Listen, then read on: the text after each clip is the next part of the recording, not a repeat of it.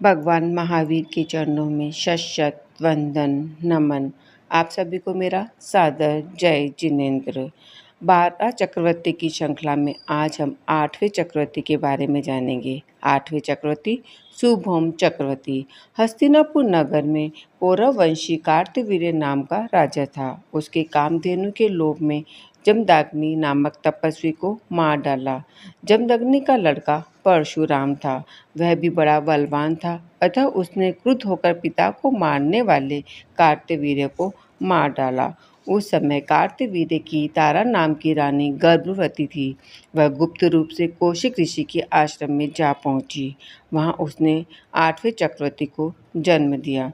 चूंकि यह पुत्र भूमिगृह तलघर में उत्पन्न हुआ था, इसलिए उसे सुभौम नाम से पुकारा जाने लगा। उधर यह बालक गुप्त रूप से ऋषि के आश्रम में बड़ा हो रहा था। उधर परशुराम को निमित्त ज्ञानियों ने बताया कि तुम्हारा शत्रु उत्पन्न हो गया है। उसे जानने का उपाय यह है कि तुम्हारे द्वारा मारे गए शत्रुओं की डाढ़ें जिसके भोजन करते समय खीर रूप में परिणित हो जाए, वही तुम्हारा शत्रु है। यह सुनकर परशुराम ने शीघ्र ही एक दानशाला खुलवाई। वहीं मध्य में शत्रुओं की डाढ़ों से भरा हुआ पात्र रखकर वहाँ विद्वान आदमी नियुक्त कर दिया।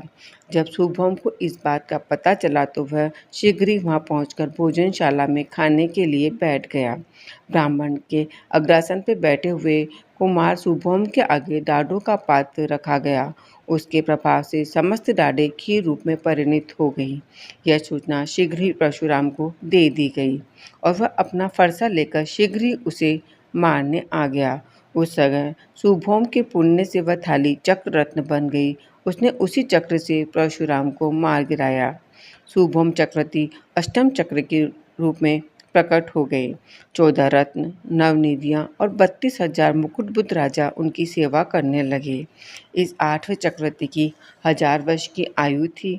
28 धनुष ऊंचा शरीर था। सुभौम चक्रवर्ती 6 खंड पृथ्वी को जीतकर इस वसुधा पर एक छत्र शासन कर रहे थे। एक दिन भोजन करते समय उनके जयसेन नामक रसोइये ने उन्हें गरम गरम खीर परोसी। उसके खाने से चक्रवर्ती का मुंह जल गया। इससे उन्हें रसोइये पर बहुत गुस्सा आया। गुस्से से उन्होंने खीर रखे बर्तन को ही उसके सिर पर दे मारा। इससे उसका सारा सिर जल गया। इसकी घोर वेदना से मरकर वह लवण समुद्र में व्यंतर देव हुआ।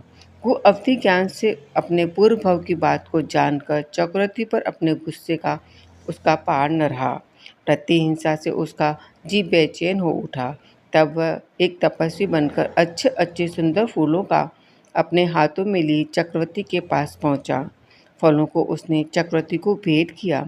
चक्रवर्ती उन फलों को खाकर बड़ा प्रसन्न हुआ। उन्होंने तापस से कहा, यह फल तो बहुत ही मीठे हैं, आप इन्हें कहाँ से लाए? तब उस वेन्नतर ने धोखा देकर चक्रवर्ती से कहा, समुद्र के बीच में एक छोटा सा टापू है, वही मेरा घर है।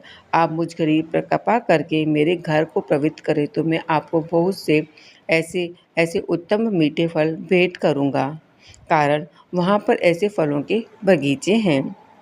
चक्रवर्ती लोभ में फंसकर वेन्नतर के झांसे में आ गया और उसके साथ चल दिए। जब वेन्नतर चक्रवर्ती को लेकर बीच समुद्र में पहुंचा, तब उसने सच्चे स्वरूप में आकर उससे बड़े गुस्से में चक्रवर्ती को कहा, पापी, जानता है कि मैं तुझे यहाँ क्यों लेकर आया हूँ? यदि नहीं जानता तो सुन, मैं तेरा जयसेन नाम का रसोइया था। मेरे सर पर गरम खीर फेंककर तूने मुझे मार डाला था।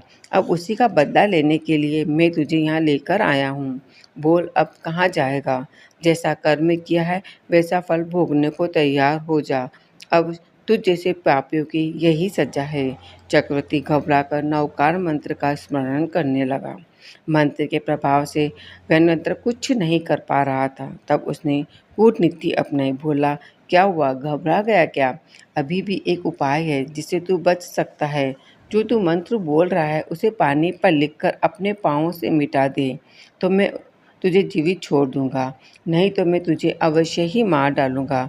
अपनी जान बचाने के लिए चक्रवर्ती ने सही गलत का विचार नहीं किया, भला बुरा नहीं सोचा। उसने तुरंत पानी से मंत्र लिखा और पाँव से मिटा दिया। ऐसा करते ही वेन्नतर ने उसे मारकर समुद्र में फेंक दिया और वह मरकर 7वीं नरक में चला गया।